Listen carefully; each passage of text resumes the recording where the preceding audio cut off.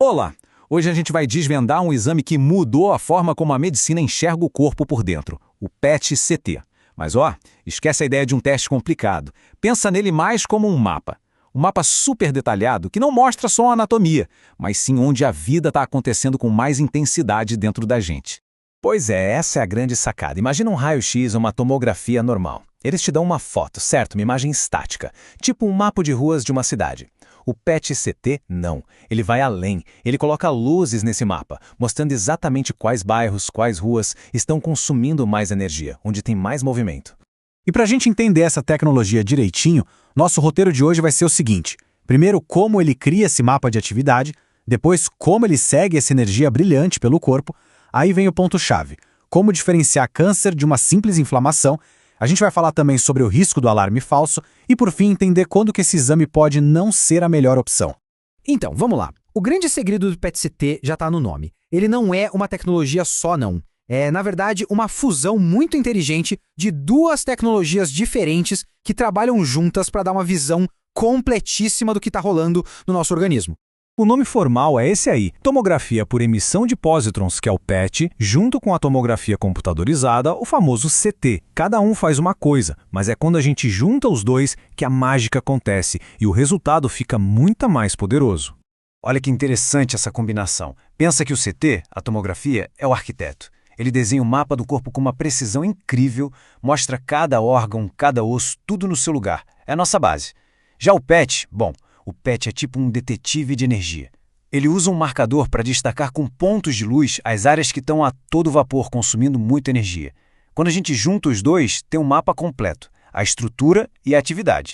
Certo. Mas como é que o PET faz para achar essas áreas de alta atividade? A resposta é bem genial. Ele simplesmente segue o rastro do combustível que as nossas células usam para viver. O processo funciona assim, Primeiro, a pessoa recebe na veia uma pequena dose de uma substância que é basicamente um tipo de açúcar marcado com material radioativo bem fraquinho. Aí o que acontece? As células do nosso corpo que estão trabalhando mais, que estão com o metabolismo lá em cima, precisam de mais energia, ou seja, de mais açúcar. Então elas vão lá e bebem muito mais desse açúcar marcado. Por fim, a máquina do PET-CT consegue detectar onde esse açúcar se acumulou e é isso que cria aqueles famosos pontos brilhantes na imagem. A melhor analogia é essa mesmo. É como se a gente injetasse um marca-texto líquido no corpo e esse marca-texto fosse atraído justamente para as partes que estão com mais fome de energia. Onde brilha mais forte é onde a coisa está acontecendo. E aqui a gente chega no tom do mais importante, o pulo do gato dessa história. Se o exame acende onde tem célula ativa e célula de câncer é superativa, então todo ponto que brilha é câncer, certo? Bom, não é bem assim. A realidade é um pouquinho mais complexa. Essa é a pergunta de $1 milhão. O exame é um ótimo detector de atividade, mas ele não é um detector de câncer. Então a gente precisa entender o que mais no nosso corpo precisa de um pico de energia para funcionar. E aqui está a resposta. De um lado, sim, as células de câncer são gulosas por energia. Elas precisam de muito combustível para conseguir crescer e se multiplicar sem parar. Mas elas não estão sozinhas nessa. As células do nosso sistema de defesa, quando estão lutando contra uma infecção ou tentando curar uma inflamação, também viram verdadeiras usinas de energia. Elas precisam de muito combustível para proteger a gente.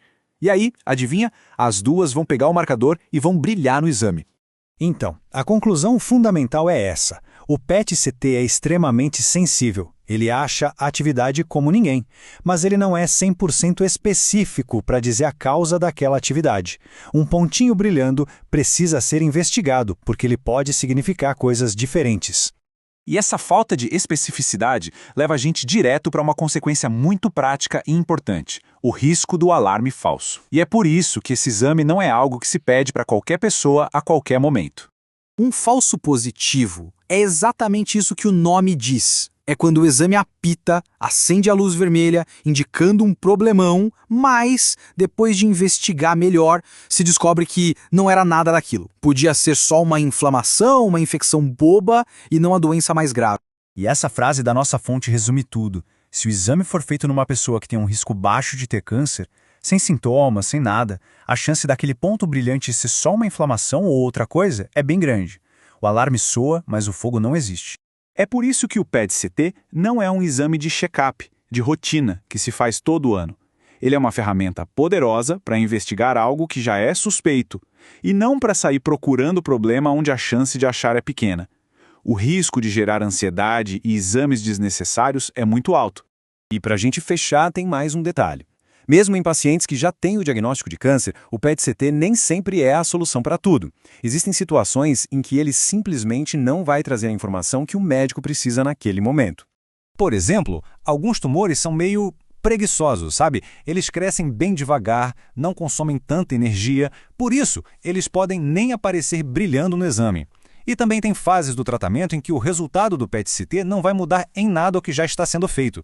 Nesse caso, fazer o exame seria só redundante. Isso só reforça a mensagem mais importante. Cada caso é um caso. A decisão de usar uma ferramenta tão potente como o PET-CT tem que vir de uma conversa muito cuidadosa com o médico especialista, olhando para a situação individual da pessoa. Então, para a gente amarrar tudo, o PET-CT é esse mapa incrível da atividade do corpo. Os pontos que brilham nele mostram onde tem muito metabolismo, o que pode ser câncer, mas também pode ser só uma inflamação. Justamente por isso, ele não serve como check-up de rotina. É uma ferramenta fantástica, mas que tem hora e lugar certos para ser usada. E a gente termina com uma reflexão que vale para a vida.